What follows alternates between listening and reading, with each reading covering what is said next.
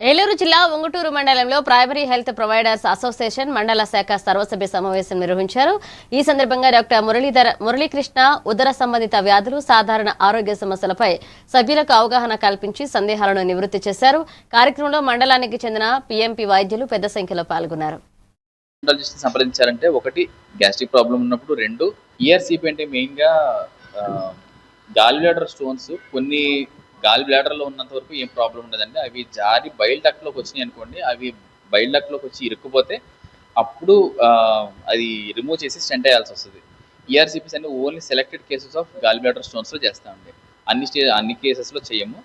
ఇది కాకుండా ఇంకేంటంటే క్యాన్సర్ కేసెస్లో చేస్తాం. క్యాన్సర్ వచ్చి కొద్దిమందికి లివర్ క్యాన్సర్లు వచ్చి బాగా కామెర్లు పెరిగిపోయి పసరు కిందకి దిగినప్పుడు చేస్తుంటామండి. ఈఆర్సీపీ అనేది మెటల్ స్టెంట్స్ వేయచ్చు, ప్లాస్టిక్ స్టెంట్స్ కూడా వేస్తాం. ఆ స్టెంట్స్ వేసిన తర్వాత మళ్ళీ అవి తీయించేసుకోవాలి కంపల్సరీ. ఒక 6 వారాల నుంచి 6 నెలల్లో తీయించుకోవాలి. అలాగే గాల్ బ్లాడర్ స్టోన్స్ కోసం కనుక చేసినట్టయితే ఈఆర్సీపీ చేసిన తర్వాత ఉన్న వాళ్ళని ట్రీట్మెంట్ ఇవ్వకపోయినా పర్వాలేదు.